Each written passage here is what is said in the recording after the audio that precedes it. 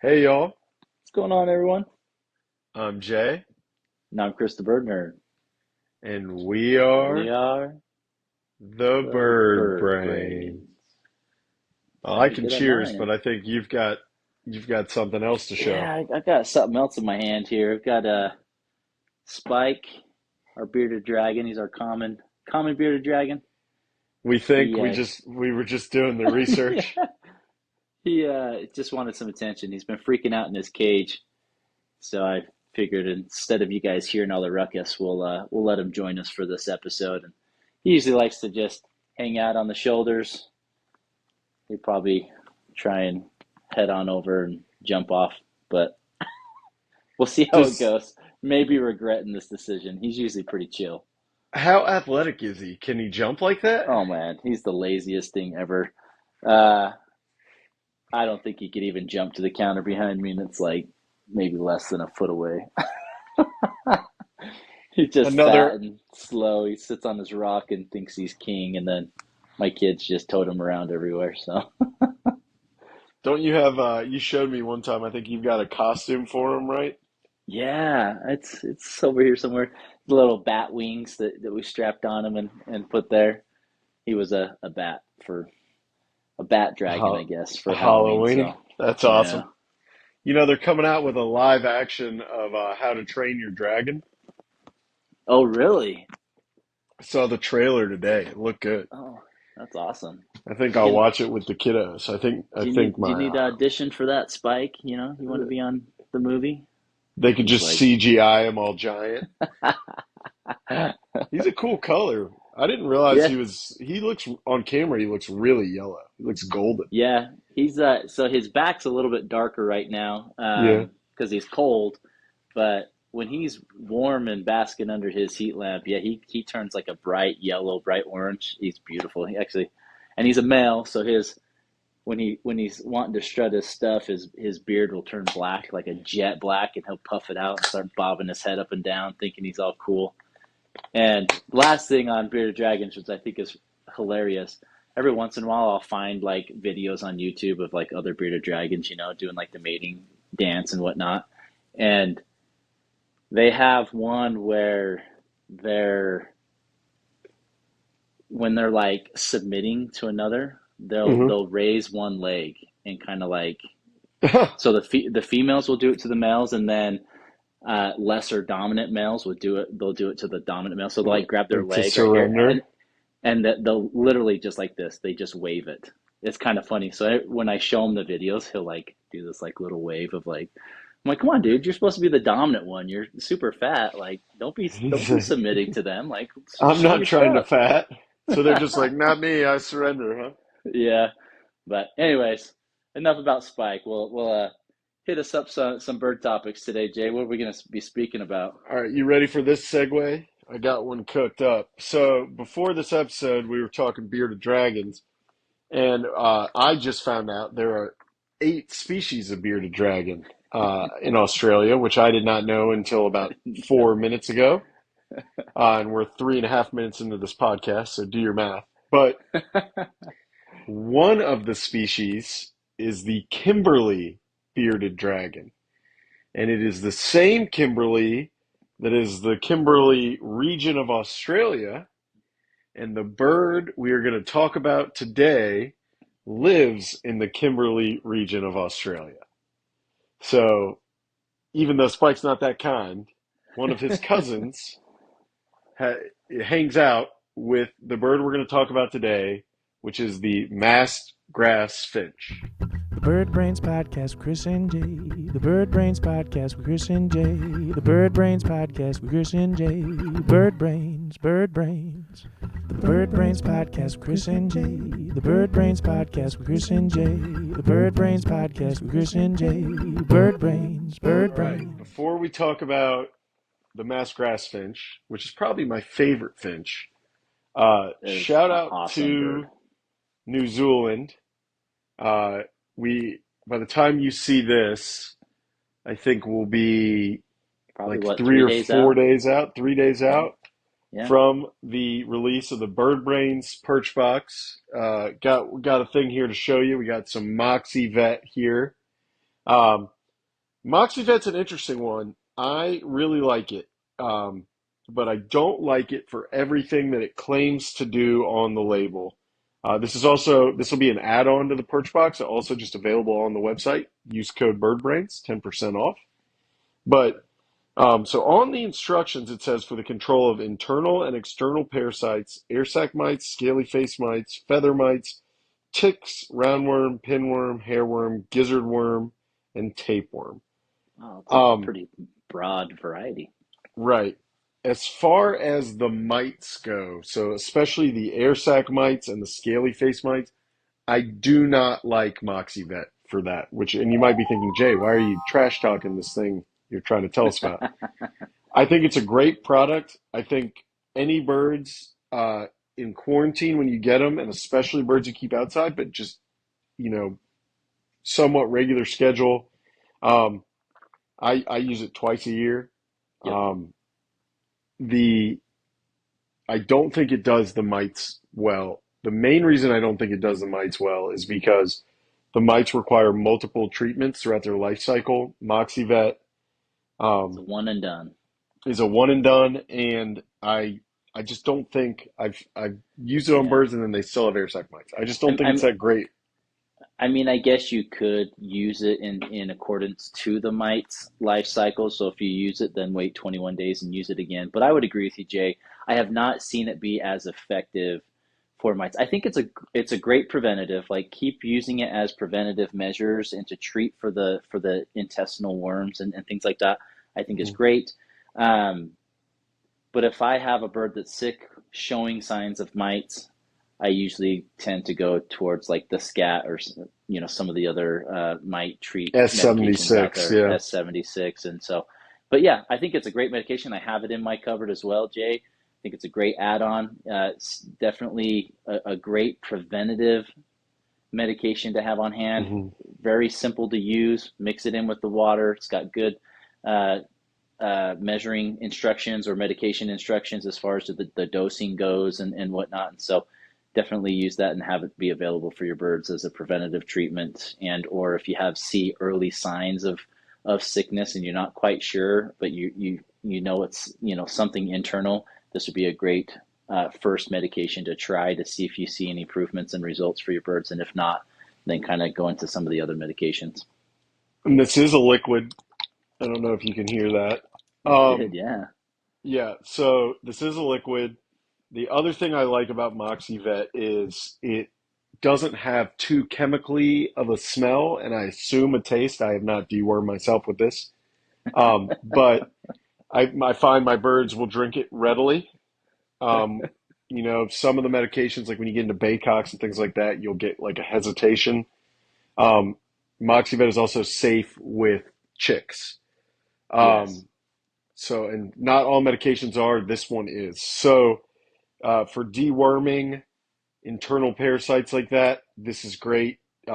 This is part of my every bird I bring into the aviary is part of my quarantine medication cycle. MoxyVet is on there. Big shout out to New Zealand. Use code BirdBrains, 10% off. MoxyVet is one of those ones that I would not keep birds, especially outdoor birds or new birds, without. Yep, and you can get it as, like Jay said, an add-on to the Bird Brains Birch Box if you subscribe there. And I definitely one of the medications for sure I would recommend that you have on hand at all times for preventative measures and treatment. Yep. All right. So the masked grass finch. Man, Um, it's a yeah, beautiful bird. Such a cool they bird. are, and they're beautiful in a weird way. Does that make sense? Yeah, they're kind of goofy and maybe non-proportionate when you look at the beak to head size compared to your other standard, especially Australian finches. I mean, they definitely have a different look, almost more like a Java finch look as far as like the bigger beak goes with the head. But yeah, Yeah, or even like in my mind, like almost like a mini toucan. yeah, uh-huh, yeah. Yeah. So I'll put up a video here or some stills or something. I have 8 of them now. So which is real fun to talk about. And I hate saying, "Oh, that's my favorite bird" or whatever, but golly, if you put me on the hot seat and I had to pick one, it would be them. And yeah, they're very interesting looking. So they're one of three birds in this genus, in the Pophyla genus. Um, and I actually, little aside, we just did a starfinch episode. Stars were also originally in that genus and got moved out of it to their own genus. Oh, I did not know So, that. which is Yeah. kind of interesting because you can kind of see body and head shape. They're not that different. So they are somewhat Right. related to them. But in the genus we're talking about, you've got your masked grass finch, your shaft tail, and your parsons. And your shaft tail and your parsons, with the exception of the long tail feather, are in the beak color difference are essentially identical. A baby Hmm. shaft tail and a baby parsons are identical. Yep. And then if you took a masked grass finch from like the shoulders down, it is also identical. And it has like a longer tail and the Yep. whole thing. But from the head up, they have this giant yellow beak. Yeah. And I can't figure out what the evolutionary advantage was. I can't figure out why they look like they do, but they are awesome.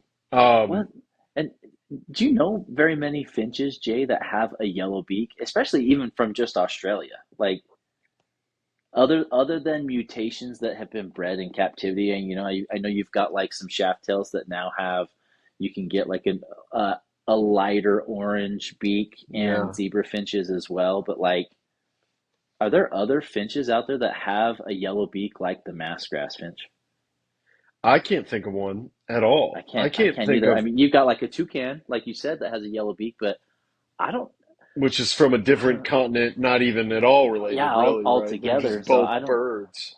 I don't know. I mean, it's usually like black or red is your, or Yeah, gray you get is your black, beak red, colors. orange, gray, or white, Yeah, right? You don't get yeah. yellow. Um, so maybe that's part of it. And to me, they're so distinct and cool looking. And they have a cool name. I mean, my first pair that I got, I still have them, I named him Zorro because masked, and then I did his mate is Catherine Zeta-Jones. If you're familiar There with the you movie, go. if anyone here watches The Office or Workaholics, there's a bunch of Catherine Zeta-Jones jokes, so that's where that came from. I love The Office. So, um, but yeah, so northern west, northern central Australia, you have the main species, the masked grass finch. Then you have the white-cheeked masked grass finch, which is a subspecies. Yep. And they have been in aviculture. I have never seen one in real life, but they have been in aviculture before. They are sometimes around. If anyone has white-cheeked masked grass finches they want to give me, I will love you forever. I don't even Um, think I've ever even seen a picture of a white masked grass finch, white yeah, cheek. you can find them the uh, on like their Wikipedia and some other pages. They exist. I don't know if there are any in the States. If you do have them, you probably don't want to tell people you have them because they're so rare. But if you do have them, Yeah, DM me. I just love to see pictures. I won't try to buy them from you or hassle you about them. I just want to see that them. that'd be way cool. Yeah, I'd love to see those as well. I've Hmm. never. I mean, Jay, to put in perspective, the only time that I have ever owned or had a masked grass finch was the 3 days that I had him in my bird shed, getting him ready to ship to your house from another So breeder. I have a couple species that are like this. The first time I ever saw a masked grass finch in real life was when I got some. When they showed up at the post office, I opened the box and there they were. Um, which was I've only had them for about 3 years. Yeah. Um, and I don't remember them being in the hobby 15 years ago. And maybe I just wasn't I don't aware. either. Yeah. Yeah. And I don't really know where they came from. Because the exports from Australia have been banned since before I was born. Right. Maybe they just originated or came from the European It's countries got to and be filtered down into the US through it's got to some be that's how they got exportation. there. I hope. I hope. Yeah. Um, all mine were born in the States, as far as I know. So, um, and then I have bred them. So we'll get to that. But the overall, let's start with just the overall demeanor of this bird, right? So they're a wonderful aviary bird. They get along very well with everybody. Um, I would put them, I would say they're of the three, like, so Parsons can be pretty mean. Shaft tails are not mean, but they are They are nosy. incredibly nosy. Yep, they're like they're a zebra finch with the aggression notch down a little bit. Not as aggressive, but man, incredibly nosy. They want your nest. They'll keep poking their head in there until you give it to them. Things like that. Yeah, like the way I would describe shaft tails is like if you had like a really obnoxious like HOA board member, that's always like telling you like you need to cut your grass or like Right. hey you can't put that in your yard like Why'd you leave your porch light on after 10 right. p.m.? Yeah. That would be shaft tails. So masked grass finches are not like that. They'll hold their own. You know Yeah.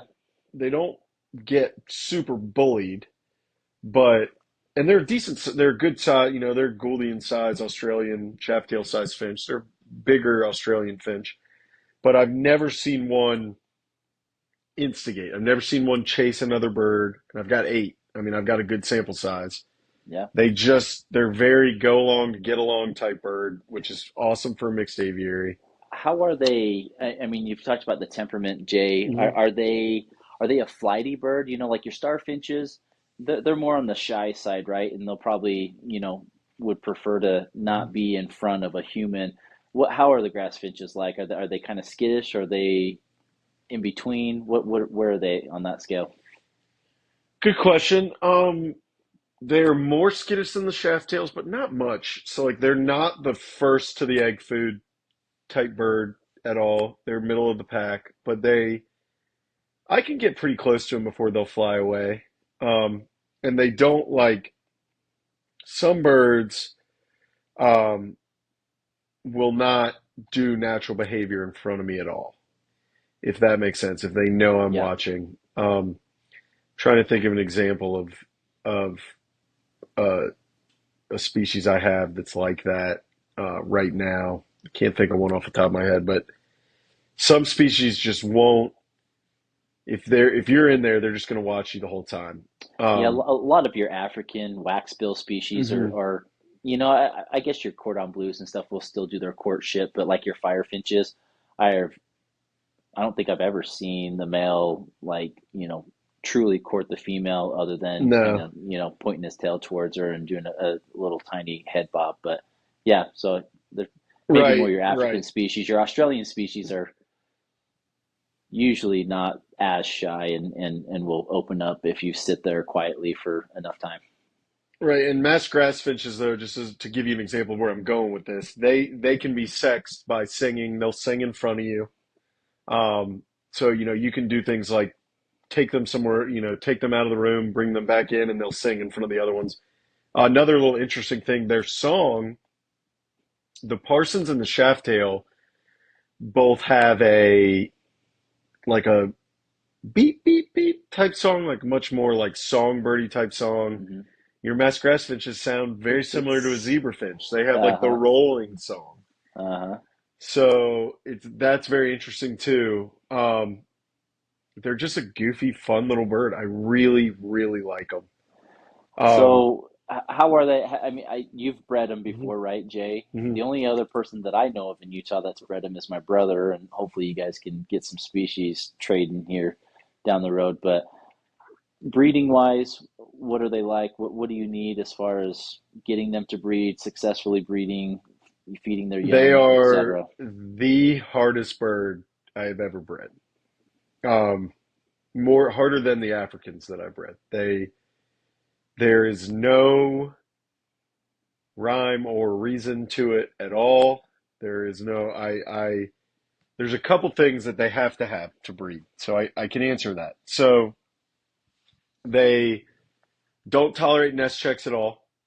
So the first time you find out if you've bred them successfully or not is when you hear the babies calling for food. They have every time I bred them successfully, it's been in the Gouldian style nest boxes, like the 2 bedroom nest box, like we've talked about. So like the rectangle that has like the entrance chamber and then the chamber where the nest is.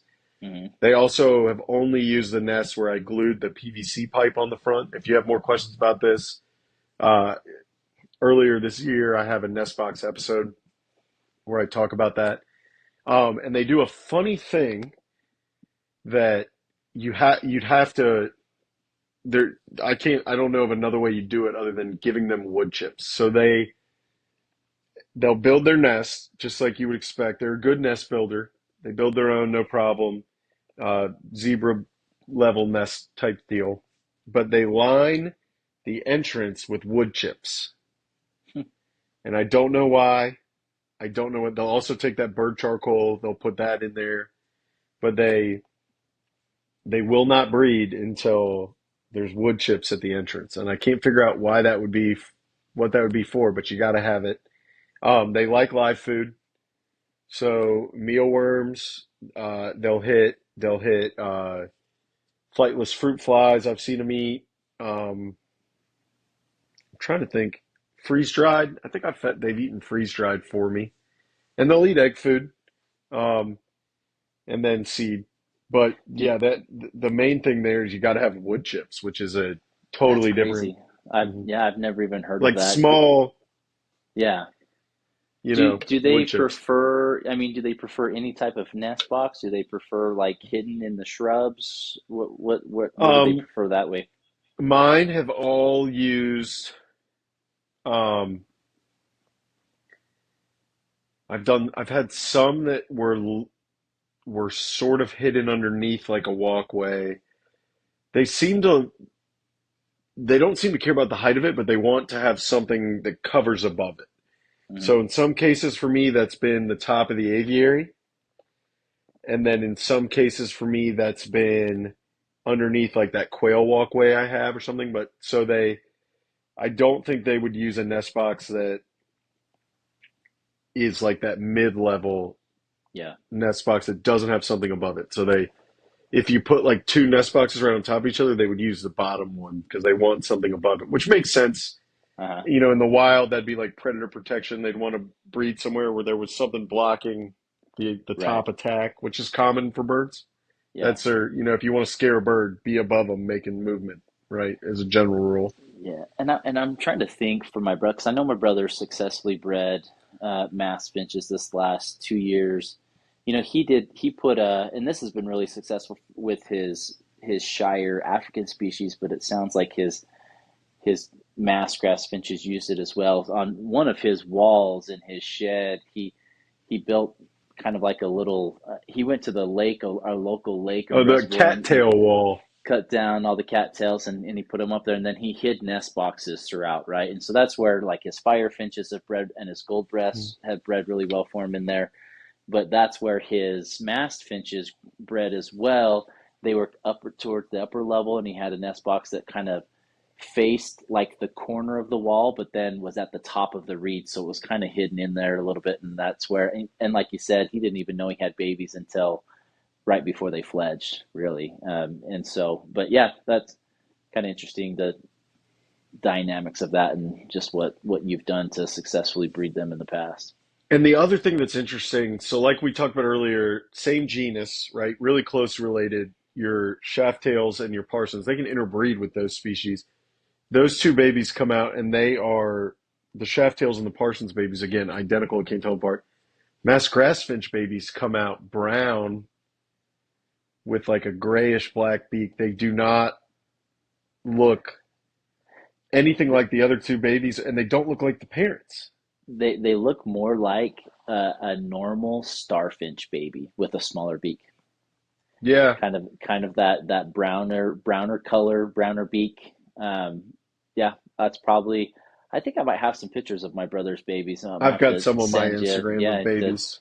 to put up there. And my this last year, that you know this as well, Jay, that his mass did hybridize with his shaft tails, and he did not do that on purpose in any way. In fact, he was like, I had no idea that they would even interbreed, and he had two babies that came out, and they're both males.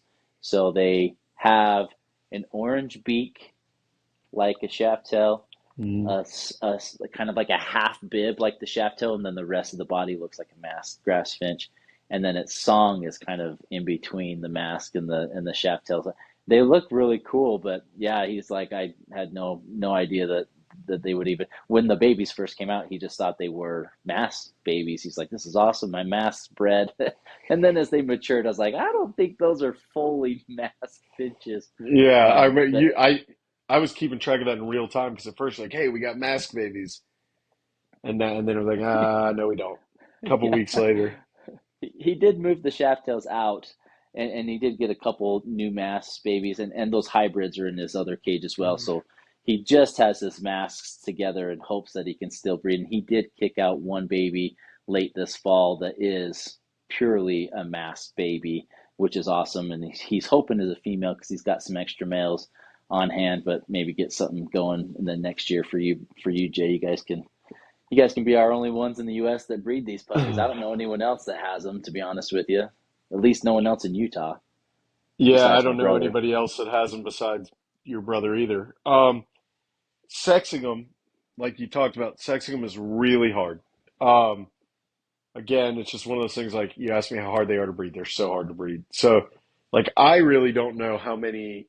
I have 8 masks. I don't really know if I have 4 pairs. I know I have at least 2 males and at least 2 hens. So that leaves 4 birds that I'm like, I don't know. I use those leg bands like we got, Yeah, like they're on the New Zealand website to differentiate each bird. I don't know where mine went. Oh, they're right here. I still have them on Yeah, hand. there you Cha-cha. go.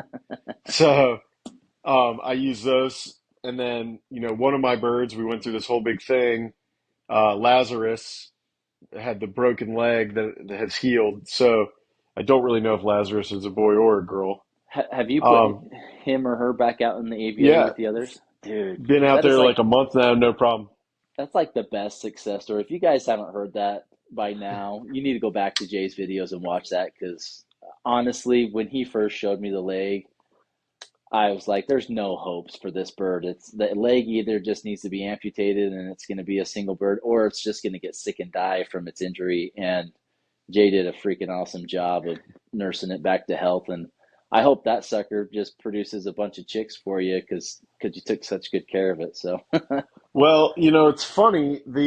So yeah, I mean that bird had a compound femur fracture. I mean, it was sticking through the skin some. The whole leg was dangling, and now it can use that leg again. It does hold the leg just a little weird. Um, it sticks out just like a little bit more. It like the way I would describe it is like a person with like a limp. yeah, But it uses the leg. The leg grips now. Just started a week or two ago. He's gripping with it, oh, not just nice, resting with it, but so and like awesome. on the ground, acts like acts like a normal finch. Um, but I've been thinking more about that, and I had another one. I had one get coccidiosis. I talked about it on our coccidiosis episode that it ended up um, sitting in a nest during the day with a bunch of other birds for warmth. But they are. I think I hadn't really processed this because in my mind they're so rare, they're so hard to find, they're so hard to breed. I hadn't thought of them as like a pretty hardy bird, but they are Yeah, pretty tough. Because I had one that got coccidiosis and survived, and now I've got another one that broke his leg off and has his leg back. So and my brothers, they're cold hardy. I mean, yeah, when he keeps his aviary open throughout the winter, they're out there enjoying it. I mean, similar to like your canaries that seem to do okay in the cooler climates, and so I wouldn't recommend just throwing them in the cold. But yeah, I think cold hardiness is a trait that they have as well that you could acclimatize them to. yeah, they're tough. And so when I think we all have birds like Gouldians. When it gets below a certain temperature, I'm like, I'm all worried about them. Or Yeah, like your Africans. Like I don't have any red-billed firefinches at the moment. Either you or Alex have all my birds, but there's one of those birds where like every day I go out and I'm just like I got to see them. I'm nervous yep, about them, and like, I yep, don't feel that way about my masks. They're tough. So that's another big thing in the win column for them. Um, the only the two like downsides. are that they're hard to breed. I don't know why that causes balloons. Um, are that they're hard to breed, which like I love the challenge of that because when you get babies, you're like, you feel like you did something. It's not if you run Yeah, 100 yards, you ran 100 absolutely. yards. If you run a Right. marathon, you ran the marathon.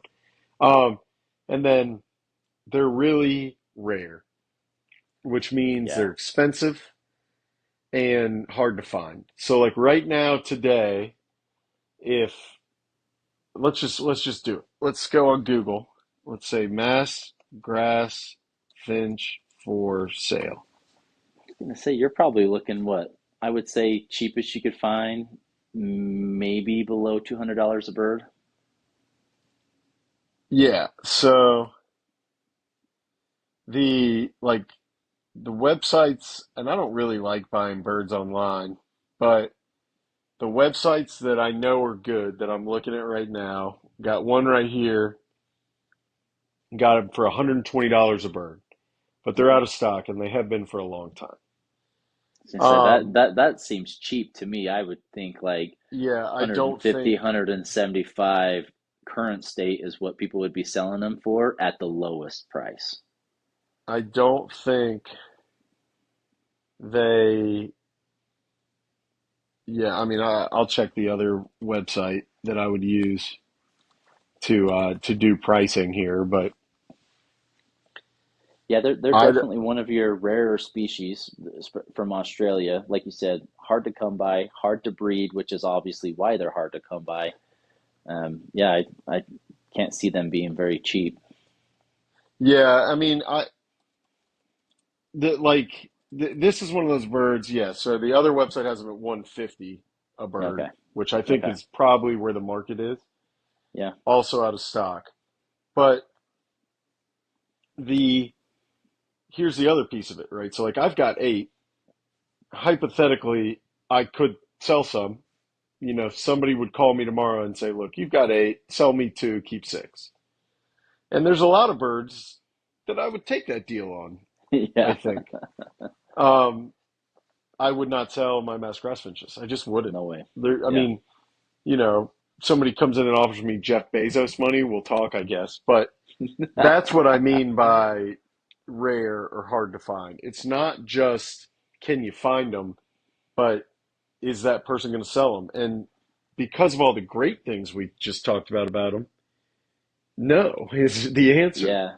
Well, and you know, like what you had said too, Jay, they're hard to sex, they're hard to breed. You have one pair, your odds of successfully breeding are probably well below 50%, right? the more Really low. the more Yeah. birds that you can increase, you're hopefully increasing your odds that of the eight birds you have, one pair will breed for you successfully. I mean, that realistically, that's what you're looking at for a species like this. So you almost need more numbers just to try to increase your odds of a chick being successfully bred throughout the year for you. You know, that's my brother. He's got six birds. He got one chick this year, one true chick, two Right. hybrids, you know? And so it is, it's just, they're harder to sex, they're harder to breed, they're harder to get those chicks out to the perch. And so, yeah, you want to keep as many as you can potentially so that you can successfully breed them and keep those generations going in captivity here in the U.S. And I don't know in other countries if masked grass finches are more popular. I'd love to hear any of our listeners from our European, Asian countries, African countries. Like, is there a big population of masked I grass know finches there? I know Tony's breeding them well in Australia. I think Paul, if you watch this Okay, episode, Paul Jansen, I know he's got some, I think. I don't know if he's breeding them or not. Um, yeah, I mean if I get babies, I'm not selling them. The only time I get rid of baby masked grass finches is if I'm trading them for unrelated right, adult masked grass finches. So absolutely, yeah, so it's just one of those birds. It's like I think for a lot of people, it's going to be a pipe dream for a while. I'm working on it, trying to make more of them. If I get to the place where I'm breeding them more regularly and I have a lot of them, then be happy to sell some. But if they're an awesome bird. They are probably my favorite. They are just not population wise. They're not there yet. I'd love for yeah, them to be like zebra finches one day. It'd be awesome. right. but we're a long way And away from that. and pictures just don't do them justice. When you see them in real life, like when I was holding your birds for you, Jay, before I shipped them to you, I just found myself sitting there staring at them in the cage because they really are a cool bird, and they're just so different than what I'm used to seeing in a finch and hearing. They're awesome, and obviously, there's going to be most of you that are listening to this probably don't have masked grass finches, but I hope that Jay and I are at least getting the awareness out there for you guys, sparking that interest. And if you get a chance to get your hands on some, I would say take it because we want to try to breed and successfully recreate and maintain populations throughout captivity so that we can continue to enjoy these birds for generations to come. And, if we can get a little bit of education out there and share Jay's experiences that he's had with these birds, obviously I haven't owned them. Um, that's what we want. That's the goal. That's the purpose. That's the intent, is to keep that interest, keep that education out there so that we can keep this species alive and healthy throughout the United States and throughout the world. So, Yeah, and I'll say this too: if you come across some and you don't want them or you're not in a position to get them, let me know because I do. yeah, yeah, I'll absolutely. I'll make something happen. So, yeah, if you are looking to find me because you want to talk about masked grass finches or anything else, um, you can't remember the code for New Zealand's website, which is Bird Brains for 10% off. If you're looking to find me, I'm on YouTube, obviously, Instagram, which is the best place to DM me, Facebook, now on TikTok. I'm on Reddit and I'm on Threads, which sucks. What about you, Chris?